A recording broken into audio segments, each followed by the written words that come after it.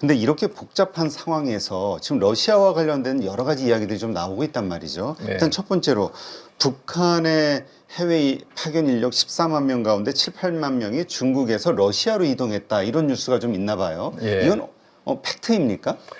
아마 거의 팩트인 것 같습니다. 왜냐하면 그 중국 정부는 그 북한 노동자에 대한 그 태도가 되게 좀 안 좋거든요. 네. 예, 그래서 이제 여러 가지 원인이 있는데 첫 번째는 이제 김정은 정권을 압박하기 위한 수단 중에 하나로 노동자의 어떤 해외 파견 축소를 지금 압박으로 가하고 있고, 두 번째는 중국 내부의 경제 상황이 안 좋다 보니까 중국 노동자의 일자리를 이제 뺏어간다는 네. 그런 이제 내부적인 또 그 원인이 또 있어요. 그러니까 이것 때문에 계속 이제 그 밀어내고 있다 보니까 또 김정은과 시진핑 주석 간의 관계가 또 되게 악화돼 있지 않습니까? 그래서 러시아에 그냥 몰빵을 하고 있어요, 김정은이가. 아, 네. 예, 거의 몰빵을 하고 있는데, 이제 러시아 같은 경우에는 그 이제 인력이 굉장히 부족한 상태입니다. 그러니까 오랜 그래요? 전쟁 때문에 남자들이 되게 부족하고 또 상당한 사람들이 또 해외로 이제 도주했기 때문에 그 인력이 굉장히 지금 부족한 상황이라서 북한 인력이 필요합니다. 그러니까 이걸 김정은이가 이제 푸틴과 아마 이걸 약속을 하면서 러시아의 모든 험한 일은 다 북한 사람들이 하겠다. 그걸 이미 이제 그걸 한 것 같고요. 네. 그래서 이제 중국에 나가 있던 사람들을 북한에 다 가는 것처럼 했지만 전부 다 또 러시아로 다 보내가지고 러시아 곳곳에 그냥 각양각종의 어떤 그런 노동 현장에 북한 사람들이 지금 다 지금 들어가 있는 것 같아요. 그게 이제 또 외화벌이도 되는 거죠? 그게 이제 뭐 그 러시아가 중국보다는 돈을 많이 줍니다. 아, 네. 예, 그러다 보니까 이제 중국에서 하는 것보다는 러시아에서 하는 게 훨씬 더 수익이 좋다 보니까 김정은 입장에서는 뭐 중국과의 관계를 뭐 거의 끊으려고 하고 있는 것 같고, 네. 중국으로부터 영향을 이제 여기서 벗어나려고 지금 하고 있기 때문에 러시아 쪽으로 지금 완전히 지금 돌아선 네. 이제 그런 상황에서 지금 북한의 모든 인력, 모든 외화벌이, 모든 이제 뭐 군사, 경제, 뭐 노동 모든 부분에서 러시아와 지금 완전히 지금 소통이 돼 있거든요. 네. 근데 이게 이제 그 푸틴과 이제 우크라이나 젤렌스키 대통령 간의 이제 휴전이 어떤 식으로 나올지 모르겠지만, 전쟁이 끝나면 이제 푸틴의 입장에서 이제 과연 과거처럼 북한을 이렇게 그렇게 좋게 해줄까? 네. 이제 그건 미지수인 것 같아요. 그러게요. 예. 다들 이야기하시는 거 보면은 한국의 경제력이 더 필요하기 때문에 예. 좀 달라질 수 있다라는 쪽으로 의견을 갖는 것 같더라고요. 예. 그러니까 이제 그러니까 푸틴도 지금 뭐냐면, 김정은이 한테 필요한 게 군대지 않습니까? 네. 그러니까 사람이 부족하니까. 그러니까 이걸 보내준 건 이제 고마운 일이긴 하지만, 그 전에 이제 굉장히 안 좋은 무기들을 막 잔뜩 보내가지고, 그 러시아가 이제 완전 속았거든요. 폭삭 속았다는 말이. 그래요? 예. 그러니까 이제 속았는데, 그럼에도 불구하고 김정은은 누구도 안 도와주는데 자기만 도와줘가지고 이제 푸틴한테 굉장히 압박을 가하는 거죠. 도와달라고. 네. 그래서 이제 푸틴한테 요구하는 게 너무 많아요. 뭐 예를 들면 뭐 정찰 위성, 그리고 뭐 평양을 방어하는 대공 미사일, 이걸 달라고 그러고, 그리고 이제 뭐 핵 잠수함, 그리고 이제 뭐 구축함, 그리고 이제 전투기. 그러니까 다 달라네. 수호 57. 그러니까 거의 북한의 모든 현대적인 무기는 다 달라는 건데, 예를 들면 뭐 그 수호 57 같은 경우에는 이제 F-35랑 비슷한 그 기종 아닙니까? 네. 그러면 이제 이 전투기가 뭐 F-35 같은 경우는 한 뭐 3천억 정도 한다면, 그래도 이것도 한 1,000억 가까이 하거든요. 네. 예. 근데 이런 전투기를 막 몇십 대 달라고 그러면 북한의 인민군대가 뭐 다 가도 그 돈을 못 갚을 겁니다, 이게. 네. 달랑 이제 몇만 보내놓고서 그 돈을 그쵸. 벌 수가 없는 거죠.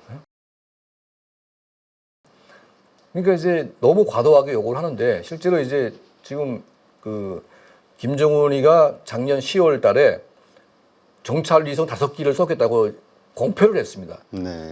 그러니까 러시아로부터 들어온다는 거 가정하에. 근데 아직까지 하나밖에 못 썼어요. 그러니까 러시아가 못 주는 겁니다, 지금. 예. 달라는 게 너무 많다 보니까. 그러게 전쟁이 확전이 되거나 더 길어지거나 하면은 또 그렇겠지만 지금 마무리돼가는 수순이라. 그러니까 김정은 입장에서는 전쟁을 한 1년 더 가야 됩니다, 사실은. 더 가야 되는데, 이제 끝날 때가 됐으니까 좀 조마조마하겠죠. 그리고 이제 평양을 방어하는 이제 그 지대공 미사일들, 이 방어 이제 포대들이 이제 들어왔는데, 러시아가 지금 이제 S-500을 지금 개발을 완공을 했고, 실전 배치가 되고 있고 지금 배치된 게 S-400입니다. 근데 이제 이란에 들어간 게 S-300인데 그 이스라엘 공군이 그 이란 테헤란을 포함해 가지고 이란 그 모든 군사 기지를 아주 쑥대밭을 만들어 놨습니다. 네. F-35 편대가. 그러니까 이제 러시아가 제공한 S-300이 거의 무용지물로 했어요. 아, 그래요? 다 파괴가 됐거든요. 네. 그러면 이제 대한민국의 주력 공군이 F-35 아닙니까? 똑같은 겁니다, 이게. 그러니까 김정은이가 이제 S-300을 이제 포대를 갖다 놨는데 이게 F-35한데는 아무런 소용도 없어요, 이게.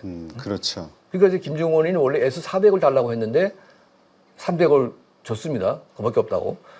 그러니까 이제 찜찜한 거죠, 이 김정은도. 근데 없는 것보다 나오니까 갖다 놓긴 했는데 푸틴한테 이게 쏙 고마운 생각은 아닌 것 같아요. 네. 왜냐하면 이미 이란이 털렸기 때문에 지금 똑같이 뭐 대한민국이 F-35를 가지고 있는데 북한군이 F-35 이 비행장을 폭격해가지고 다 없애지 않고서는 평양에 아무리 뭐 그런 거 갖다 놓는다고 해도 그게 뭐 무용지물 아니겠습니까? 네. 예, 그래서 이런 김정은 정권의 무리한 요구와 이제 푸틴의 불편한 심기 이게 지금 수면 아래로 지금 이렇게 잠재돼 있지만 전쟁이 딱 끝나는 순간 푸틴도 이제 별로 아쉬운 게 없고 그렇죠. 이제 김정은이가 아쉬운 거지 않습니까? 그렇죠. 예. 그리고 이제 러시아도 정상 국가가 되려면 이제 북한은 좀 멀리하고 네. 이제 대한민국과 손을 잡아야 되고 유럽과 손 잡아야 되고 자기도 살아야 되니까. 그렇죠. 예. 이럴 때 이제 김정은 정권이 굉장히 위험해질 수 있다고 저는 봅니다. 예.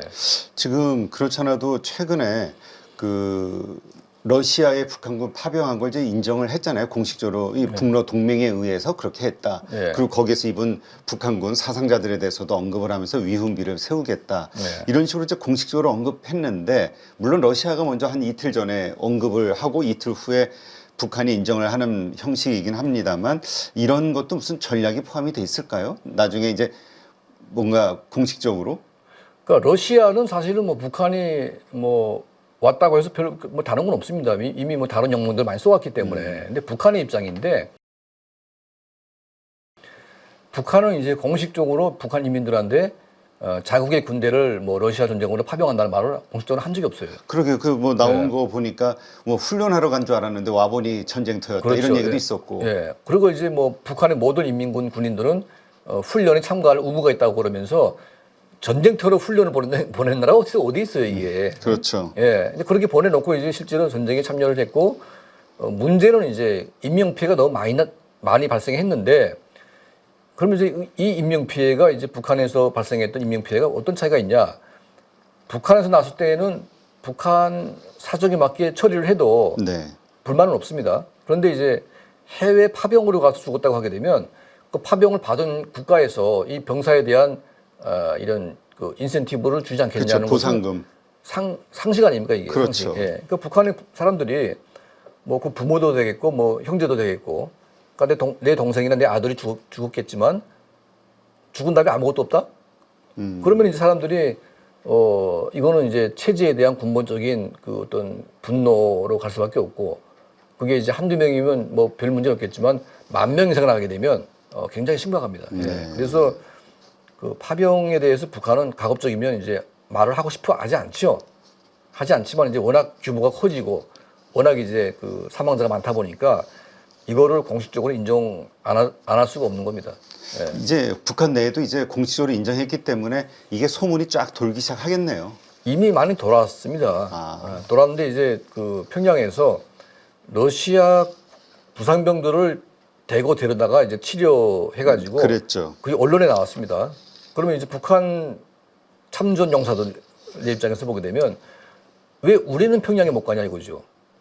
그러니까 다른 나라 군인들은 평양에서 대접하면서 도대체 이 나라는 자국 군대가 우선이냐 아니면 외국 군대가 우선이냐고 이제 군인들이 불만을 표출을 했고, 네. 김정은 정권이 본질은 뭐냐면 자기들의 목숨을 갈아서 김정은을 살리기 위한 오로지 그거밖에 남는 게 없다. 그러니까 우리 민생에는 아무런 도움도 안 됐고. 근데 실제로 이제 뭐 그 우리가 베트남 전쟁 때도 보게 되면 우리 대한민국도 파병을 하지 않았습니까? 네. 예, 파병을 했는데 그 파병한 개인 군인들의 보상금은 국가가 한 푼도 건드리지 않았습니다. 네. 100% 본인에게 줬거든요. 네. 예, 그래서 파병 이 군인들이 내가 죽어도 우리 가족을 살렸거든요. 네. 예?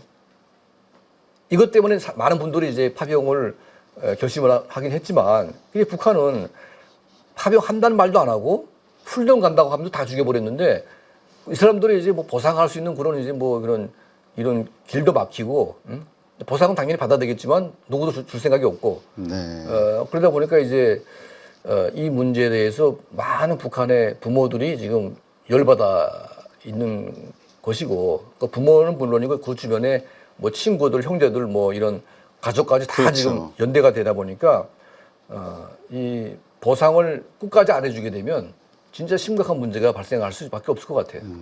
그런데 이제 또 북한이 또 그걸 해줄 수 있는 여력이 있느냐. 하여튼 앞으로 요 이슈와 관련해서 북한 정부의 정책, 그 다음에 민심의 동향 상당히 중요하겠네요. 주의 깊게 봐야 될 이유가 되고. 굉장히 지금 그 체제가 예를 들면 그 뭐 약간 여유가 있으면 조금 이제 풀어주겠죠. 근데 여유가 너무 없습니다. 예를 들면 작년 3월에 최고인민회의 대의원 선거를 원래 해야 됩니다. 네. 그러니까 북한도 이제 헌법에 의해서 선거를 하게 되어 있는데 5년에 한 번씩 우리를 말하면 국회의원 선거를 해야 되는 겁니다. 근데 지금 작년에 3월에 해야 될 이 선거가 아직도 안 하고 있어요. 아, 네. 그러면 왜 안 하고 있냐? 그 작년부터 북한 김정은 정권이 대규모 행사를 한 번도 못 하고 있어요. 네. 그걸 너무 좋아합니다. 얘는 막 뭐 쏘아 올리고 막 모아가지고 퍼레이드 이것도 너무 좋아하는데, 얘가 좋아하는 걸 왜 한 번도 못 했냐? 돈이 없어요 이제는. 예?